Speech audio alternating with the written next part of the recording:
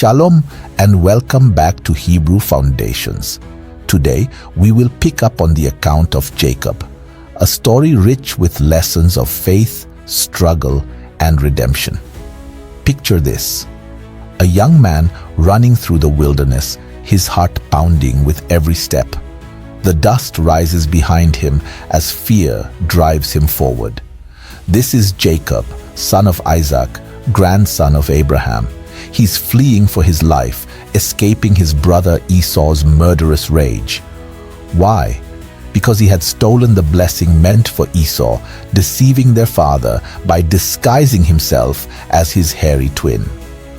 But this story is far from over. What begins as a desperate escape will unfold into an epic journey of transformation. A tale marked by deep love, sublime encounters, family conflicts, and ultimately redemption. In Jacob's life, we see how Yahuah takes a deceiver and shapes him into the father of nations. Before we begin, don't forget to like, comment, share, and subscribe to help us spread this important message. A heartfelt thank you to those who continue to support this ministry. May Yahuah bless you abundantly. Parents, we encourage you to use this video as a teaching tool for your children. Now, let's get started. After seizing Esau's blessing through deception, Jacob is forced to flee for his life. With his brother's anger behind him and an uncertain future ahead, he sets out on a journey to Haran, following his father's command to find a wife among his mother's people. This is where Jacob's story truly begins. Exhausted from his flight, Jacob rests for the night, using a stone as his pillow. In his dreams, he witnesses something extraordinary, a ladder reaching to heaven with angels ascending and descending. Yahuah appears, renewing the covenant made with Abraham. Jacob's descendants will be as numerous as dust, spreading in all directions, and through them, all families of the earth will be blessed. Upon waking, Jacob's fear transforms into awe. He names the place Beth-al, house of Elohim, and makes a vow. If Yahuah protects him and brings him home safely, he will be Jacob's Elohim, and Jacob will give back 1/10 of everything. Arriving in Haran, Jacob encounters shepherds gathered at a well. His heart leaps when he sees Rachel, Laban's daughter, approaching with her father's sheep. In a display of strength and eagerness, Jacob single-handedly rolls away the heavy stone covering the well. This moment marks the beginning of one of the greatest love stories in Scripture. Jacob weeps with joy upon meeting his relatives, and Laban welcomes him warmly. When asked what wages he desires for his work, Jacob's answer is immediate: 7 years of service for Rachel's hand in marriage. The scriptures tells us these years felt like mere days because of his love for her. But Laban, a master of deception himself, is about to teach Jacob a bitter lesson about the taste of his own medicine. Rachel had an older sister named Leah. The sisters were two very different women, not only in personality, but in appearance. The scriptures describe Leah as having tender eyes, Genesis 29:17. While there are various interpretations of what this means, some believe it refers to her having weak vision, while others suggest it describes soft or gentle eyes. What is clear is that Jacob's heart was committed to Rachel from the moment he saw her at the well. The text explicitly states that Rachel was beautiful in form and appearance, emphasizing the striking contrast between the sisters. Jacob's love for Rachel was immediate and enduring, shaping the course of his life and choices. The wedding feast arrives, and under the cover of darkness and heavy veils, Laban substitutes his older daughter, Leah, for Rachel. Jacob's shock and anger upon discovering the deception in the morning light mirrors his own betrayal of Esau.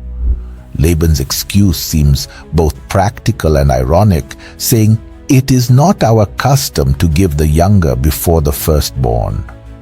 Jacob must work another 7 years for Rachel, experiencing firsthand how it feels to be the victim of deception. What follows is a complex tale of 2 sisters, 4 women, and 12 sons who would become the tribes of Yahsharal. Leah, the unloved wife, bears children in quick succession, each name a window into her heart. First, Reuben, meaning behold a son, her desperate hope that Jacob will finally love her after bearing a son. Then Simeon, meaning heard, proof that Yahuah heard and witnessed her pain. Next, Levi, meaning joined to, her yearning for connection with her husband Jacob. And then Judah, meaning praise, a turning point where she focuses on gratitude to Yahuah. Rachel, beautiful and beloved yet barren, watches her sister's fertility with growing desperation. She gives Jacob her maidservant Bilhah, who bears Dan, meaning a judge, feeling that Yahuah had vindicated her and allowed her to experience motherhood by proxy, and Naphtali, meaning to wrestle, as he was born from her fierce struggle and competition with Leah. Leah, seeing Rachel's strategy, offers her maidservant Zilpah, and she bears Gad, meaning a troop, celebrating continued blessings. Asher, meaning happy, joy in expanding Jacob's family. After the infamous mandrake incident, where Rachel trades her night with Jacob for Leah's sons' mandrakes, and Leah bears Issachar, meaning there is recompense, recognizing Yahuah's reward and hand in her life. Zebulun, meaning exalted, still hoping for Jacob's respect because she has borne him 6 sons. And Dinah, meaning judgment, her only recorded daughter. Finally, Yahuah remembers Rachel, and she bears Joseph, meaning may he add, her firstborn, carrying the promise of more blessings to come. After Joseph's birth, Jacob seeks to return home, but Laban, recognizing that Yahuah's blessing flows through Jacob, begs him to stay. They strike an unusual deal. Jacob will keep all the spotted, speckled, and streaked animals born to the flocks. Through sublime wisdom and perhaps early understanding of genetics, Jacob places streaked branches before the strongest animals as they mate. His flocks multiply extraordinarily, while Laban's grow weaker. This success breeds resentment in Laban's sons, who accuse Jacob of stealing their father's wealth. The tension builds until Yahuah himself speaks to Jacob, "Return to the land of your fathers." Seizing his moment while Laban is away shearing sheep, Jacob gathers his family and flees. Although scripture does not provide a clear reason, it is recorded that Rachel stole her father's household idols before their departure. When Laban catches up 7 days later, Yahuah intervenes through a dream, warning him not to harm Jacob. Laban confronts Jacob about the stolen household idols. Unaware of Rachel's actions, Jacob denied any wrongdoing. Meanwhile, Rachel secretly hid the idols in a camel's saddle and sat on them, claiming she could not rise due to her condition, Nida, preventing Laban from discovering them. Their confrontation ends with the Mizpah covenant, marking a boundary between them that neither should cross with harmful intent. As Jacob approaches Canaan, a greater fear grips him. Esau is coming with 400 men. After sending his family and possessions across the Jabbok River, Jacob spends the night alone. There, he wrestles until dawn with a sublime being. Despite having his hip dislocated, Jacob refuses to let go without a blessing. His persistence earns him a new name, Yahsharal. He struggles and overcomes with Elohim. This physical struggle symbolizes Jacob's lifelong spiritual transformation from deceiver to patriarch. The dreaded meeting with Esau becomes a moment of grace. Instead of revenge, Esau runs to embrace his brother. Jacob's elaborate bows and gifts prove unnecessary in the face of genuine forgiveness. The brothers weep together, 20 years of separation dissolving in tears of joy. After Jacob's return to Bethel, Yahuah appears to him again, affirming the covenant made with Abraham and Isaac. This moment is pivotal. Jacob's transformation is sealed with a sublime renaming. Yahuah says, "Your name is Jacob, but you will no longer be called Jacob. Your name will be Yahsharal." Genesis 35:10.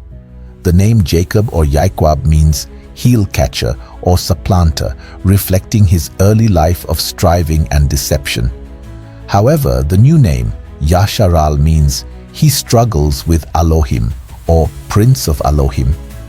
This denotes a pivotal shift from a man who relied on his own cunning to one who had wrestled with Yahuah and emerged transformed. This renaming reaffirms Yahuah's covenant. "I am Al Shaddai, be fruitful and multiply. A nation and a company of nations will come from you, and kings will come from your body. The land I gave to Abraham and Isaac, I will give to you and your descendants after you." Genesis 35:11-12. Jacob's new identity as Yahsharal represents more than a personal transformation. It lays the foundation for the nation that would bear his name. His journey from deception to dependence on Yahuah is now complete. With this new name, Jacob carries the responsibility of the covenant promises, fathering the 12 tribes that will become the people of Yahsharal. Afterwards, Rachel bears another son and calls him Benoni, meaning son of my sorrow. However, Jacob changes his name to Benjamin, meaning son of the right hand. Rachel dies shortly after childbirth. Jacob's story resonates across generations because it shows us that Yahuah can use even our flaws and failures in his sublime plan. Through deception, love, struggle, and reconciliation, Jacob becomes Yahsharal, the father of a nation chosen to bless the world. His transformation reminds us that when we wrestle with Yahuah's truth, we too can be changed. Thank you for joining us today. Don't forget to like, comment, share, and subscribe to support this ministry. Until next time, shalom, and may Yahuah's blessings be with you all.